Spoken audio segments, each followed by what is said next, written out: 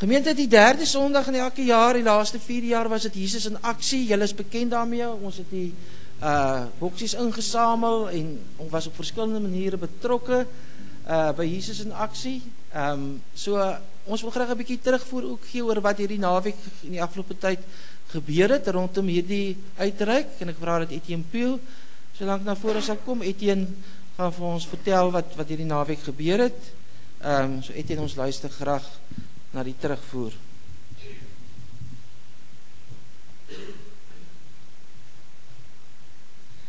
Goeiemôre almal.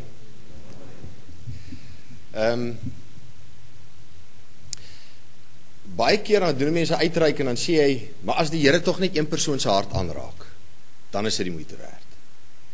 En partykeer dan sê mense dit sommer net so in die verbygang. Maar as ek nou vir julle statistieke gaan gee, ek het nou nie met baie van die ander bedieninge gepraat nie, gewoonlik kry ek dit eers deur die loop van die dag, so gewoonlik teen vanaand het ons 'n lekker klomp getuienisse om met julle te deel. Maar ek wil 'n paar statistieke met julle deel en dan dink julle nou, want baie mense het hulle harte vir die Here gegee die naweek, so ons prys die Here daarvoor. Maar net die Here kan die bedoeling van ons harte ontbloot. So eendag as die Here kom, of die Here sal nou weet wie is nou opregte bekerings of so, maar kom ons aanvaar, nou net een persoon het sy hart opreg vir die Here gegee die naweek. En kom ons aanvaar dat ons almal is eens, dat as ons ten minste net een persoon kom bereik, dan gee ons alle eer aan die Here en dan prys ons die Here en dan is dit ons sê ons maar altyd dan is dit die moeite werd, of is nou reg is om te sê of nie. Kom ons aanvaar dit nou so. Stem julle saam daarmee? OK. En is moeilike tye, ek bedoel, die vorige jare het mense sommer gekom en R20,000 in die rekening inbetaal, dan kom iemand anders weer R20,000 in die rekening. Laas jaar het ons C4C gehad, ons het meer as R60,000 daarvan hulle afgekry. En julle het nou gesien hoe die boksies ook inkom, so hierdie jaar het ons vir mekaar gesê, al is daar niks, dan gaan ons nog steeds uit. Dan gaan ons nog steeds bid en ons gaan nog steeds die Jesus se liefde daar buite gaan deel, al is dit net 'n visser. Hierdie jaar dink ek die Here het ons gebede beantwoord. Daar's omtrent 17 kerke betrokke gewees. Daar's 6 verskillende worship bands het bymekaar gekom om die Here te prys. Daar's meer as 35 punte waar bedien is. Daar's literatuur van ten minste 1 ton wat uitgegaan het, sondagskool boekies vir volwasse disippelskap. Verskillende areas was Bellville, Bel Air, Nyanga, Khayelitsha, Mfuleni, Botlarey, Wallisdean, Scottsville, Bloekombos, Ruiterwag en die Parel. Daar's ten minste 2000 pakkies chips wat uit is vir die kinders, 2000 vissers met stiekertjies op wat mense herinner dat Jesus is lief vir jou. Dankie vir Radio Tygerberg wat ook die boodskap van liefde kon verkondig. 7 ouerhuise, kinderhuise ten minste 3 huise vir gestremdes, daar's na die polisie uitgereik, hospitale. Die boksies het ons nie geld gehad om te betaal vir die boksies aanvanklik nie. Ek dink dit 13 of 15,000 rand gekos vir die boksies. En ons het gehoop dat die kerke 'n bydrae sou maak. Dankie vir Heidekoppie se bydrae, maar die punt is ons het nie genoeg gehad om vir dit en die warm eters te betaal nie. Toe het ons geloof dit nou maar gesaai. Die Here het wonder bewonder. Ek bel net vir Lorraine en vra Lorraine, is daar geld in die rekening? En sê sy, ja, hier's nou weer 3000 of hier's nou weer 1000 of hier's nou weer 5000 of wat ook al in die rekening. So betaal ons dit oor vir die boksies. En op die einde van die dag is daar 1700 vol boksies ingebring tussen die verskillende kerke. Dis minimum van 1700 vol boksies. En dis meer as R100,000 se waarde as jy dit konservatief vat teen R70 'n boksie. 520 bederfpakkies wat na die ouerhuise toe is. 650 gemengde pakkies en 78 groente en vrugtepakkies. Ons het die Heer gevra vir lekker weer, en ek dink ons kan nie vir beter weer as dit vra wat hy vir ons gegee het nie. Daar het evangelisasieopleiding plaasgevind. En dan was ons bevoorreg om in hierdie week van gebed, ook saam met Jericho Mure, 7 days on the wall, saam met die kerke te kom bid. En vir elkeen van julle wat 'n bydrae gemaak het, al was dit klein, want die tye is moeilik. Ek weet baie van julle het dalk met baie moeite, of nie met baie moeite nie, maar julle finansies was nie dalk nie so goed gewees nie, het nog steeds 'n boksie gebring. En op die einde van die dag het dit 'n groot verskil gemaak. Baie dinge het nie goed uitgewerk nie, soos die veld by Bastion en Heidekoppie, ons moes dit skuif vir verskeie redes, maar ons vat verantwoordelikheid daarvoor, soos enigiemand verontrief is. vra ek verskoning daarvoor. Een ding net wat my aangeraak het gister is die absolute armoede waarin mense lewe. Kindertjies wat nie eers weet wat hulle eendag wil word nie, omdat daar net geen hoop is nie. Mense wat regtig nie weet waar hulle volgende ete vandaan kom. Toe ons klaar was met gister se uitreik daar by Bloekombos, toe kom daar so 'n klein dogtertjie na my toe. Maar so daar's nou nie meer, daar word nie meer mense geroep nie, daar's niks wat uitgedeel word nie. Hulle het ons nou maar so gevolg met die gitaar af tot daar by die Lofdalse kerk. En hier kom die een dogtertjie, mense lê al in die koelte, hulle rus nou 'n bietjie en sy kom na my toe, sy sê, "Can you please pray for me?" Ek sê vir haar, "Excuse me?" Sy sê, "Yes, can you please pray for me? I want to be a teacher one day." Sy is 7 jaar oud, sy is net so groot. Toe dink ek nou, daar's mos nou niks hypocrisie en pretenses in 'n klein dogtertjie nie. Maar ek prys net die Here dat ek dit kon sien. Want ek dink as so 'n dogtertjie vir jou kom vra om vir haar te bid, dan gaan dit nie oor my nie. Dit gaan wat sy glo, dat as iemand net vir haar bid tot die Here, dan sal die Here haar gebede beantwoord. So ek wil net bid, Here, en ek wil vir U dankie sê, Here, dat U gebede beantwoord. Here, dat ons waarlik kan loop in geloof in nie dit wat ons voor ons sien nie. Here, ek bid dat elke saad wat uit is, elke vrywilliger se hand, wat bygedra tot 'n saad, Here, dat dit sal uitspruit, en dat U naam deur alles verheerlik sal word. Ons gee aan U al die eer, Here. Ek dank U, Here, vir hierdie gemeente, wat se deure na binne toe en buitentoe al hoe oper en oper raak, Here, en ek dank U dat niemand hierdie deur weer sal toemaak nie. Ons loof U en ons is lief vir U. In Jesus se naam bid ek. Amen.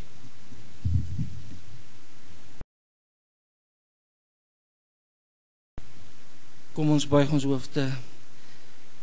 Here, dit is so wonderlik vanoggend om net hier te wees, om in U teenwoordigheid te kom,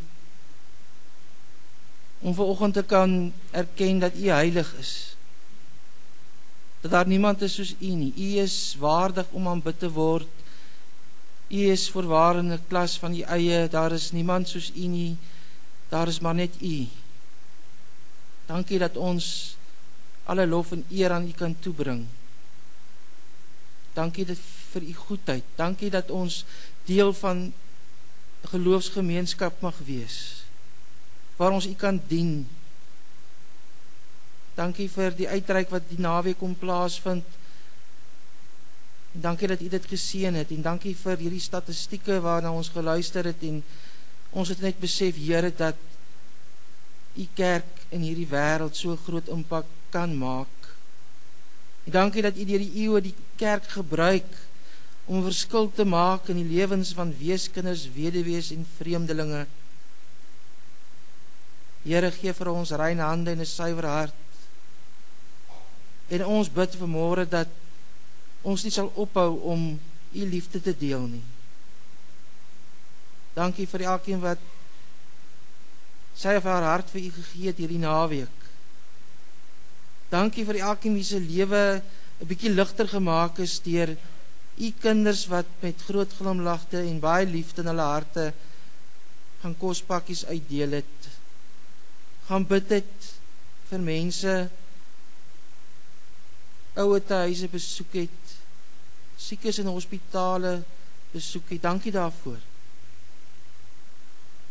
Dankie, Here, dat U vir ons geroep het en gered het. Nie maar net sodat ons kan eendag hemel toe gaan nie, maar U het vir ons gered, Here, sodat ons hier en nou 'n verskil in die wêreld kan maak. En dit is so 'n groot voorreg. Dankie dat U Gees U kerk mobiliseer in hierdie tyd. Dankie vir so baie kerke wat hande gevat het en saam gebid het en saam gedien het. Here, dit is eintlik 'n klein stukkie wonderwerk dat ons saam kon wees in hierdie tyd, en dat die mure wat kerke van mekaar skei afgebreek kon word. En ons wil al die eer vanmôre aan U gee en vir U dank. Ons dank U vir die inisiatief van Jesus in aksie. Here, dit is alles U werk. Dankie vir mense wat getrou is en gehoorsaam is en ingekoop het hierin, en al die ander inisiatiewe in ons gemeenskap. Ons bid vir 'n samelewing waar regverdigheid solidariteit en vrede sal heers. Here, ons kom vanmôre om te bely dat U die koning van die konings is en die Here van die Here. En ons gee aan U al die lof. U leer in die woord vir ons dat ware en suiwer godsdiens is dat ons weeskinders en weduwees in hulle moeilike omstandighede moet bystaan en ons onsself moet skoonhou van die besmetting van hierdie wêreld. Gee dat ons nie sal ophou om deernis vir ons medemens te hê en ons naaste lief te hê soos onsself nie. Maar Here, wil U gee dat soos wat U meer en meer van ons besit, neem ons ook so meer U liefde sal deel. Dankie vir wat alles vanmôre al hier gebeur het, vir die lof wat ons vanmôre aan U kom bring deur ons musiekoffers, ons sangoffers, ons dankoffers. Ons harte, ons totale lewe, Here, behoort aan U. Praat ook vanoggend met ons deur U woord, Here, sodat ons U stem kan hoor en sodat ons U kan gehoorsaam. Amen. Ons gaan vanoggend lees uit Eksodus 1.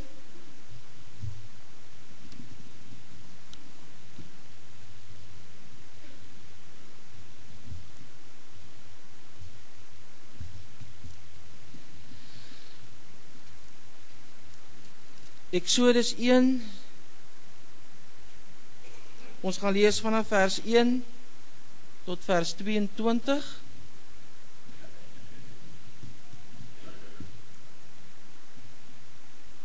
Eksodus 1 by vers 1.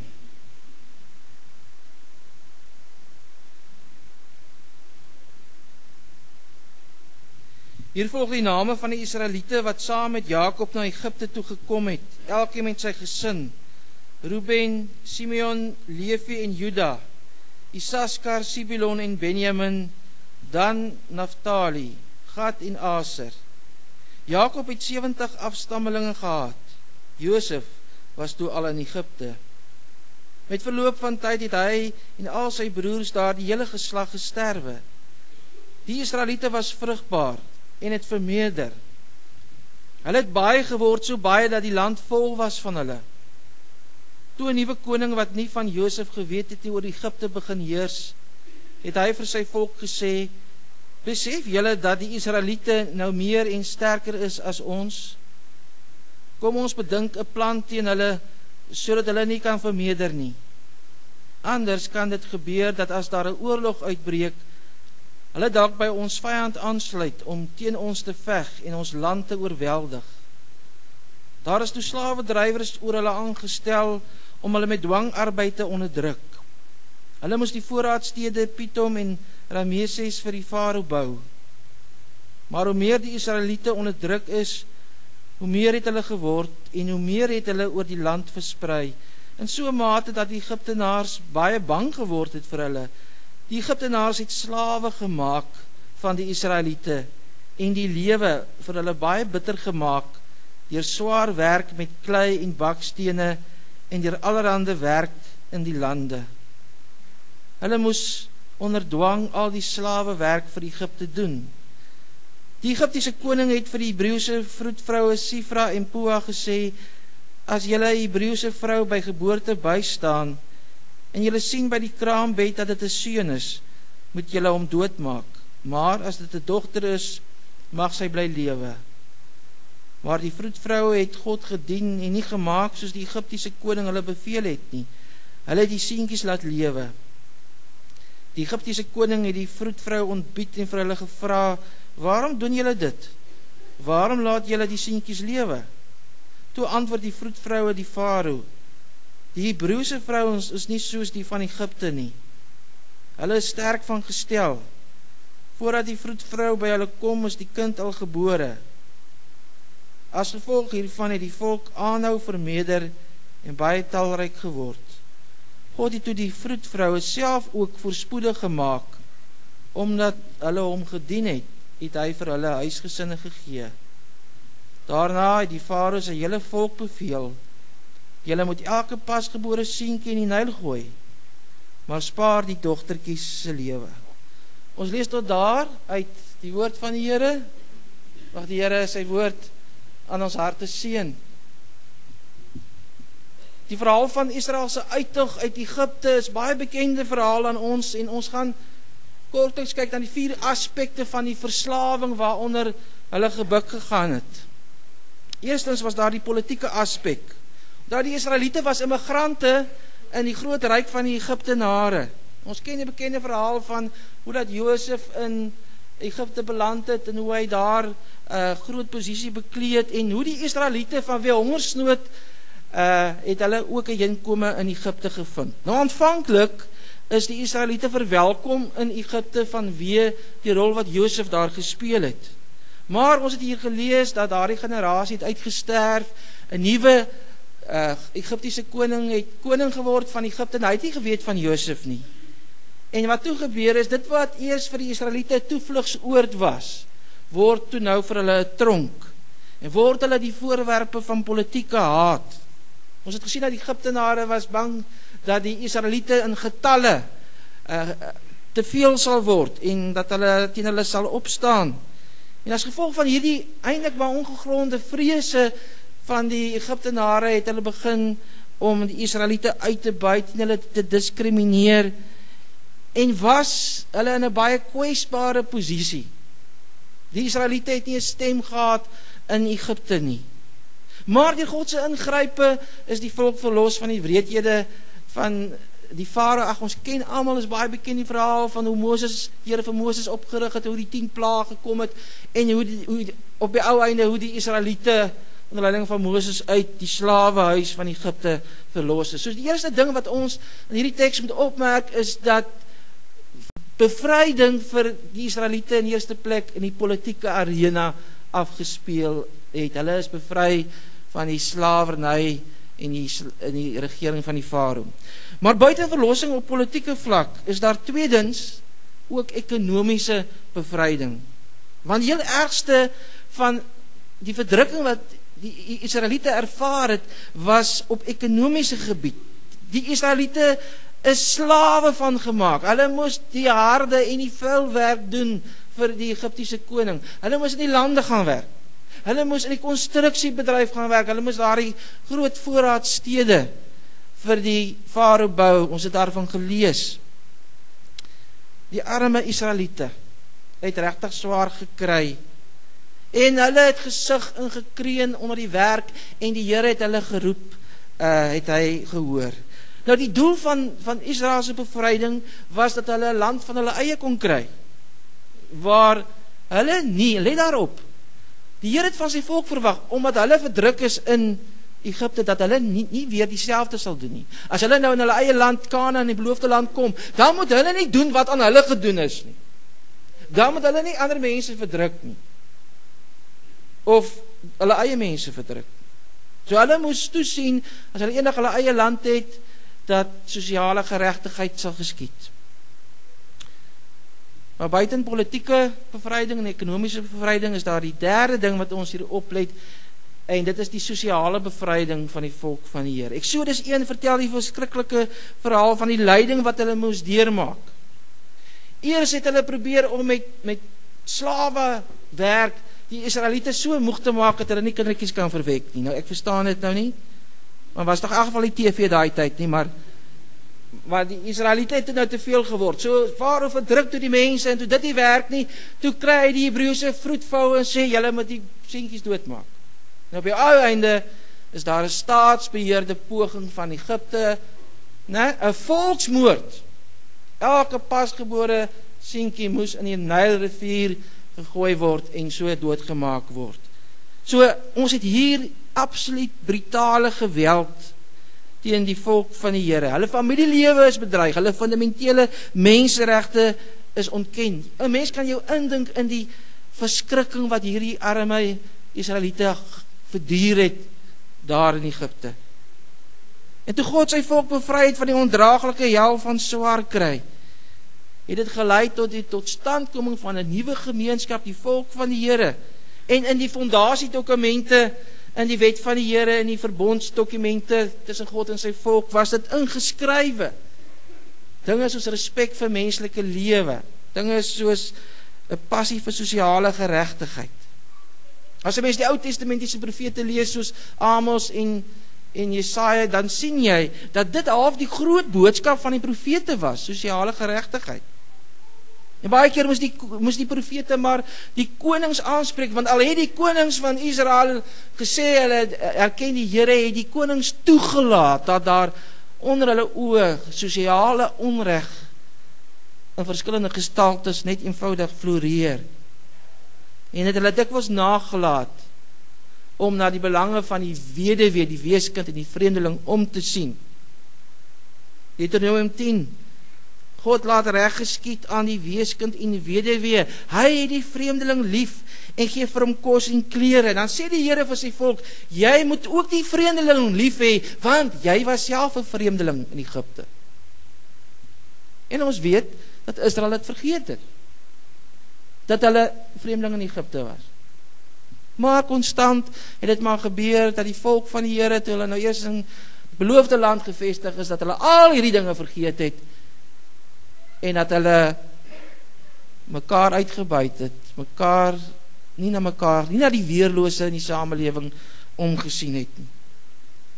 Nou ja, die hele ding van vreemdelinge in ons eie midde is nie onbekend aan ons nie. Ons het die laaste jare baie voorbeelde van xenofobie, vreemdelinge haat. Ons het daai voorvalle in die Dorings gehad, onthou julle, toe die plaaslike inwoners gesê het, maar hierdie vreemdelinge van buite kom in, en hulle vat ons werk. Maar die Here sê, ons moet na die vreemdelinge in ons midde omsien.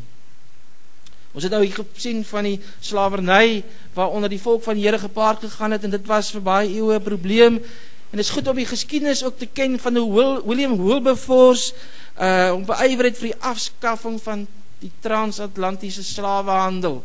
Dis daar die tyd toe hulle eenvoudig daar in die rustige dorpies van Wes-Afrika gekom het, en mans en vrouens en kinders gegryp het in die nag, hulle aan kettinge gebind het, en hulle op skepe gesit het, en van hulle slawe gemaak het op die suikerplantasies, en is hulle met swepe geslaan.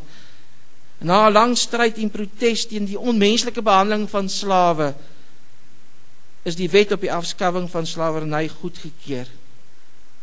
Maar gemeente, ten spyte daarvan weet ons dat die probleem van slawerny nog steeds voortgaan in die wêreld. Daar word beweer dat daar ongeveer 27 miljoen slawe vandag is, veral in Indië die baie kinderslawe. Dat die aand op Net Francis se program Fokus het sy gepraat oor human trafficking. Ding wat ons die laaste tyd baie hoor, mensenhandel. Om nou te dink dat jy 'n mens soos 'n kommoditeit kan beskou, soos 'n objek, dat mense soos objekte verkoop word. En saam met die human trafficking is ook die dwelmhandel.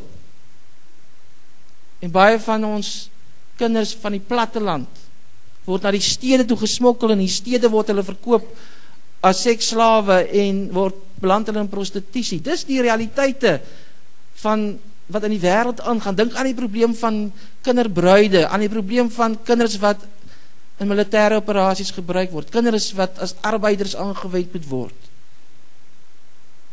Dinge het nog nie baie verander nie. Onreg en ongeregtigheid op sosiale gebied gaan voort in ons wêreld. Maar kom ons beweeg aan na die 4de aspek van Israel se bevryding. Ons het nou gesien dat hulle polities, ekonomies en sosiaal deur die Here bevry is, en die 4de faset daarvan is hulle geestelike bevryding.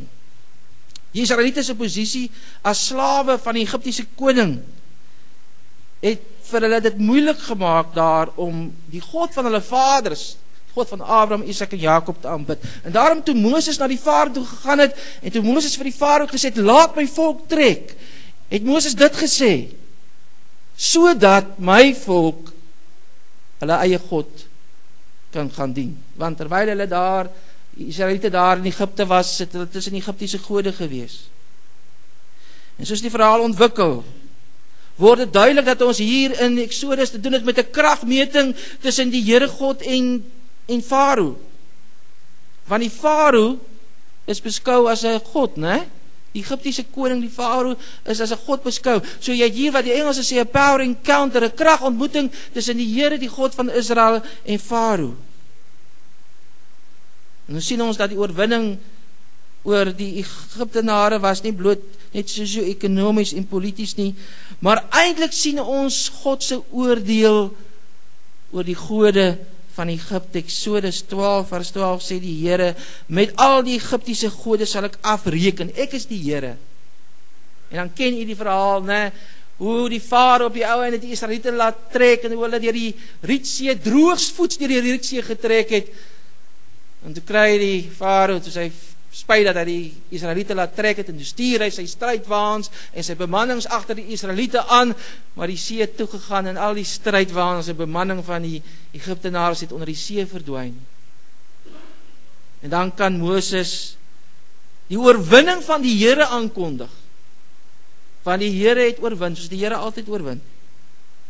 Eksodus 15 vers 15 sê Moses, die Here regeer tot in ewigheid. Die Here regeer tot in ewigheid. En die implikasie daarvan is dat nie die Farao nie, maar dat die Here regeer. So wat het ons hier in Eksodus?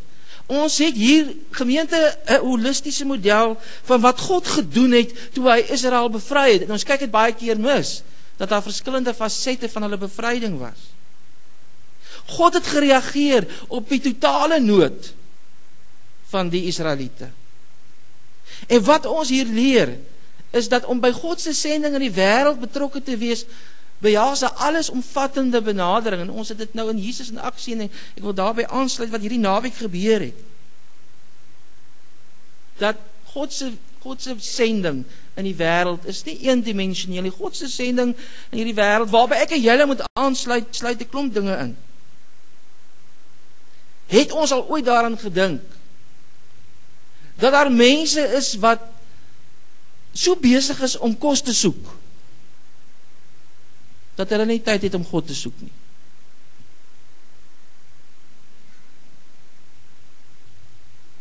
Vir die Bybel is daar 'n ding soos geestelike armoede, maar daar is ook 'n ding soos liggaamlike armoede.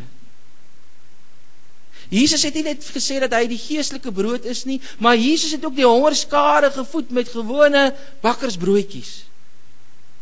So dalk het William Booth van die Huisleer, die Salvation Army, 'n punt beet gehad toe hy gesê die evangelie gaan oor sop, seep en saligheid. Dis die 3 S'e, en ons kan dit gerus onthou. Ons ken almal die Salvation Army, wat 'n groot verskil deur die jare gemaak het onder arme mense. Seep, sop en saligheid. Wat gee jy vir 'n arme mens? Jy gee vir hom 'n seep dat hy homself kan was. Jy gee vir hom sop en 'n broodjie sodat sy maag vol kan kom, en dan gee jy ook vir hom die saligheid. Jy gee vir hom die boodskap van verlossing in Jesus Christus. Dit behels mos 'n omvattende benadering. Want hoe wil jy die evangelie deel met iemand wat so honger is dat hy skaars op sy bene kan bly staan? Dit word vertel dat William Booth, dat hy een nag nie kon slaap nie, en dat hy toe daar in die strate van Londen ingestap het vir 'n wandeling, en dat hy toe daar onder snerpende koue en te midde van 'n groot reën onder 'n brug 'n klomp hawelose mense gesien het. En hy is daardie aand terug na sy vrou toe, en hy het van gesê, dit kan nie. En die res, soos hulle sê, is geskiedenis, want die Salvation Army het daaruit ontstaan. As William Booth daardie nag nie die veiligheid en sekuriteit van sy huis verlaat het, en gaan kyk het hoe dit daar in die arm dele van Londen lyk nie, dan sal hy dalk nooit die nood van mense besef het.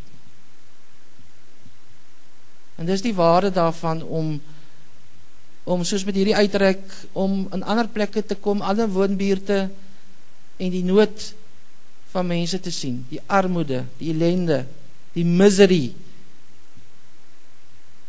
En die mens besef nie hoe bevoorreg ons is nie. Ons roeping as kerk is om God se woord te verkondig deur woorde, maar ons moet ook God se genade demonstreer deur dade. Verkondiging met woorde, demonstrasie deur dade. Hoe kan ons dit doen? Deur Jesus se liefde te deel, vir siekes te bid, vir armes kospakkies te gee, bejaardes te besoek, te help met werkskepping. En natuurlik, ek weet die probleem is baie meer ingewikkeld as dit, want op die einde moet die mense ook vra, maar wat sit agter die armoede? Wat is die wortel van armoede? En ons weet dat dit een van die fokuspunte is op die oomblik van die NG Kerk, soos 'n node in kerk om te kyk, maar wat kan ons doen aan die nood van mense?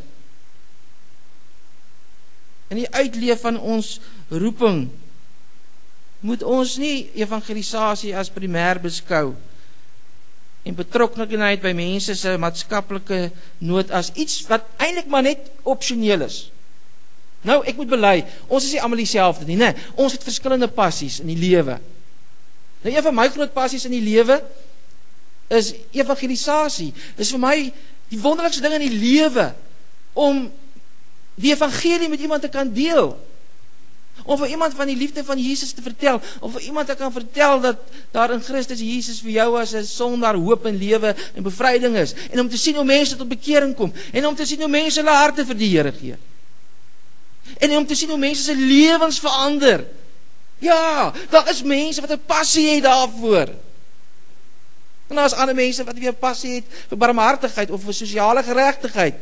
Ons is verskillend, ons hoef nie almal alles te doen nie, maar 'n kerk soos ons, wat so groot is, ons kan alles doen.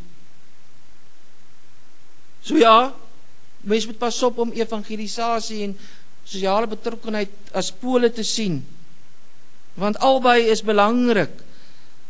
Ons moet pas op vir 'n sienswyse waar die siel en die liggaam op dualistiese wyse hanteer word. En dit is mos maar diep ingegraveer in ons menswees, nee, is dit nie?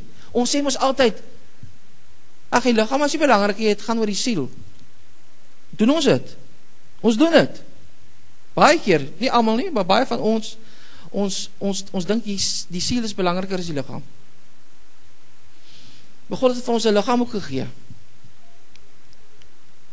'n Mens het nie net geestelike behoeftes nie, jy het ook materiële behoeftes, jy het ook fisiese behoeftes, jy het ook maatskaplike, ekonomiese behoeftes. En wanneer ons werk met 'n koninkryksparadigma, dan beteken dit dat ons die totale nood van mense wil aanspreek. Mense se fisiese honger en geestelike honger. Wat sê jy vir 'n hongerstraatkind? Wat nie skuiling het nie, wat nie toegang het tot skoon drinkwater nie. Moet ek vir daardie kind sê, moenie worry nie man, moenie worry nie, jy gaan eendag hemel toe. En intussen, sy kindertjies wat verkleim van die koue, soos hierdie laaste winter.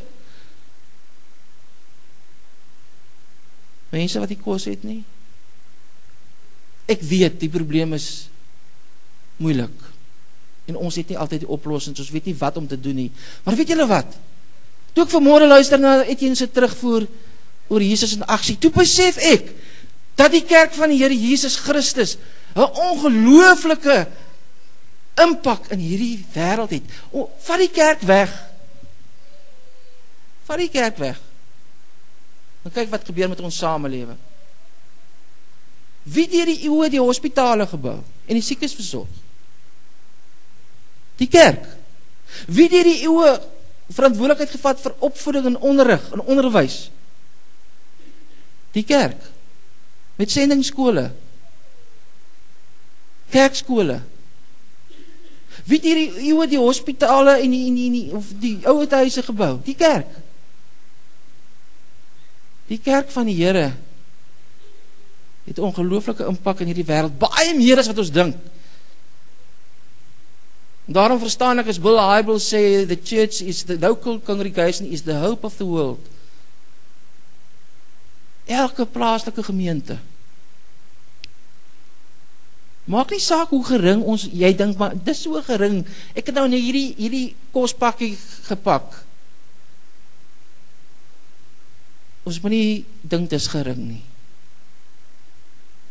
Elke bietjie wat ons doen in die naam van Jesus, maak nie saak wat jy doen nie, of jy nou evangeliseer en of jy arme mense help en of jy betrokke is by gemeenskapsontwikkeling en of jy 'n entrepreneur is wat werkgeleenthede help skep en of jy finansiëel bydra en of jy 'n voorbidder is En of jy protes aanteken teen die onreg in die samelewing, dit maak nie saak wat en hoe nie. Maar God se kinders, ek en jy, word geroep om 'n verskil in die wêreld te maak.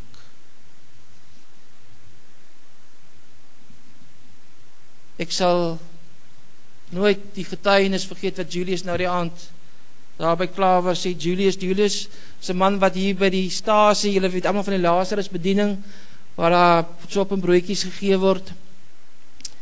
En Julius het daar by die stasie gekom en hy het die kat uit die boom gekyk. En hy het toe sy sop en sy broodjie daar begin kry en Julius sê nou die aand om die kampvuur by Klawer die volgende. Hy sê, I am the fruit of the soup kitchen. En dit het my aan die hart gegryp. I am the fruit of the soup kitchen. Want wat daar by die stasie gebeur het, is dat sy hongermaag gevul is. En dat Lazarus bediening ook sy geestelike behoeftes vervul het. Is dit nie 'n wonderlike storie?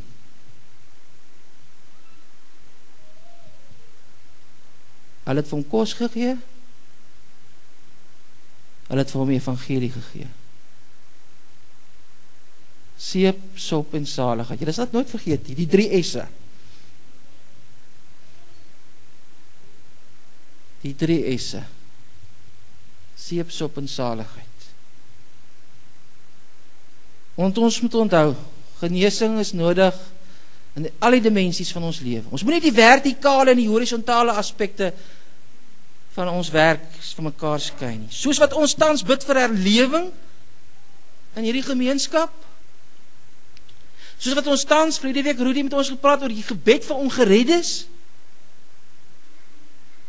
en dis waar my persoonlike passie lê, dat ongeredde mense tot bekering sal kom, moet ons ook aandag gee aan sosiale transformasie, want baie keer is sosiale transformasie die vrug van herlewing,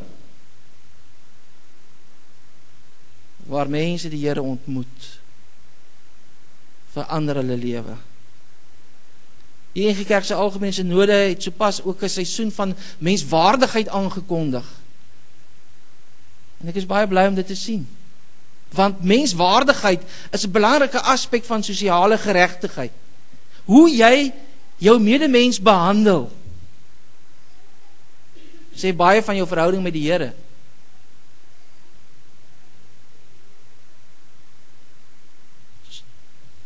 Een voorbeeld. Oktober maand is die maand vir geestesgesondheid. Menswaardigheid beteken dat 'n mens ophou om mense met psigiatriese siektes te stigmatiseer. En dat ons mense met psigiatriese siektes, dat ons hulle ondersteun, dat ons hulle omhels, dat ons vir hulle na hulle luister en dat ons in plaas van hulle te stigmatiseer, probeer verstaan. Dis 'n voorbeeld van sosiale geregtigheid. Die Bybel leer ons dat ons as mens na die beeld van God geskape is. En die implikasie is dat ons ander mense menswaardig sal behandel. Doen aan ander mense wat jy aan jouself gedoen wil hê. En ek wil vanmôre afsluit met daardie onvergeetlike woorde van die Here Jesus Christus toe hy gesê het, en vir sover julle dit aan een van die geringstes van my gedoen het, het julle dit ook aan my gedoen. Amen.